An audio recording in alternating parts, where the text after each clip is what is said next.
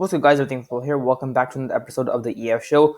Today, we're going to be talking about FC Barcelona and what they need to do to improve after their absolutely horrific display against Bayern and their completely abysmal season in general.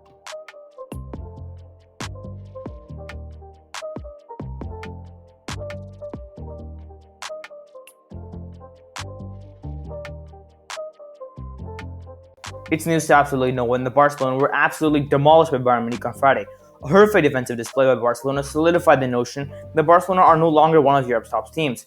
They no longer have the ability to compete with the likes of Real Madrid, Juventus, PSG, Man City, Liverpool, Atletico Madrid, and of course Bayern.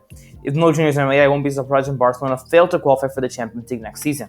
Barca are now a second-tier team, suitable for competing with the likes of Lyon, Valencia, Sevilla, and so on. Messi playing for Barcelona is like Messi playing for Valencia. It's a waste of talent.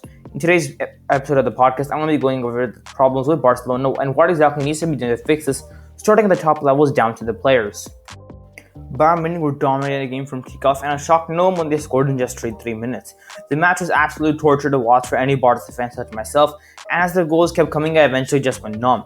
Let's get right into the details. In our podcast last month, we talked extensively about the Barca boat BS. The signing of 30-year-old Milan Pjanic in exchange for 23-year-old Arthur Melo was the last straw for me and many others. Throughout the game, the ball was almost always in Barca's half. Barca went into this game expecting Messi to carry them as always. But how is Messi supposed to score when the ball is always in Barca's half? In the rare occasion that Barca do get possession, their playing is erratic and they probably lose the ball again.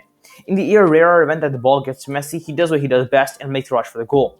Almost every time Messi got the ball, he went into the box and shot for goal. Either that or he passed to another useless teammate who would lose the ball again.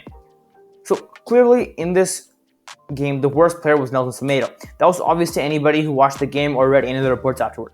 Semedo was torn apart by Alphonso Davies every single time, and Semedo is easily the cause for quite a few of Bayern's goals.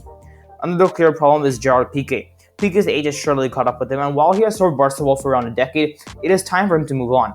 As the game went on, he became increasingly lethargic and eventually just gave up. Jordi Alba was absolutely nowhere to be seen over the course of this match, but surely as a defender, he should have been part of stopping Bayern's relentless attacks.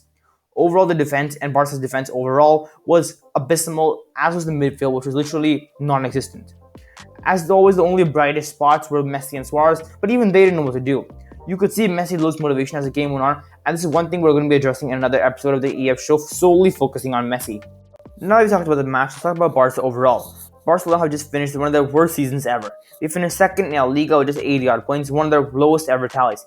They crashed early in the Copa del Rey, and we don't need to mention the Champions League. Now, Barca, being what a top football club do, what any top football club does when they finish an abysmal season. They sack their coach. Now, in my opinion, Setien wasn't great, but to blame everything on him is completely unfair. The Barca would have been screwing up for the past 5 or so years, signing expensive players who bring absolutely nothing to the table, and then using coaches that don't know how to utilize the useless players they sign, and then sacking the coach whenever something goes wrong. The defense is complete and total BS. There's nothing else to say. Bartomeu and the board are ignoring good players and signing ones that bring them money. Remember Alphonso Davies? Of course you do. Well, when he was in Canada, playing in Canada's league, Bartomeu was lured about the young talent. Bartomeu didn't want to sign him. Why? Because he was Canadian. I mean, seriously. Bartomeu must have felt like garbage to seeing Davies destroy Semedo and the rest of Barcelona's defense. So now they made the problems clear, let's talk solution. That's simple. A complete and total makeover. With the sacking of CT, the coach spot is open, and it looks like it'll be filled by former Barca defender and current Netherlands coach Ronald Koeman by next week. This should be a good idea, as Koeman was part of the Cruyff era, which really transformed Barca into the team they are, using La Masia. Koeman's expertise and experience with La Masia and his knowledge of Barca will definitely help. So, the reports so far have said from reliable sources that Koeman's first signing will most likely be Donny van Beek, another Netherlands midfielder who's been playing at Ajax for around 5 years. And this should definitely be a good idea, as De Beek and De Jong have good chemistry as of Ajax and from the Netherlands. And they both will work well with Koeman, since Koeman used to be the Dutch national team coach. And so this idea of bringing in new midfielders is a really good idea, especially since De Beek is 23 years old, which is the same age as Arthur Melo, and they've given Arthur Melo away. So we need to fill in the midfield with young players, and De Beek is the perfect starting point to do this. But that isn't all. The Pjanic transfer happened completely without the knowledge of Setien.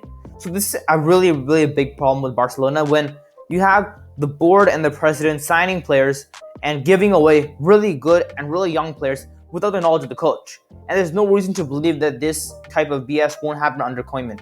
And so the first thing we need to do is get the resignation of Bartomeu and the entire board. These people are the main reason that Barca has fallen as low as it has today. And once that is done, we need a complete squad revamp.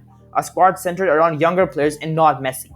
Messi is great. He's the best player in the world and the best player of all time. But relying on him to do everything is part of what got us here. We need to get rid of all the current players with a few exceptions. This includes Piqué, Rakitic, Busquets, Roberto, Suarez, Semedo, Firpo, and Alba. So Barcelona's pathetic excuse for midfield and defense needs to go. Among players we need to keep are De Jong, Fati, Puig, Ter Stegen, Dembele, and potentially Messi. I say potentially because it looks like Messi wants to leave, and in my opinion, Messi leaving could help Barca. This could help them leave the past and focus on a new squad. As I said, relying on Messi is exactly what got us here. You can't do everything with just Messi.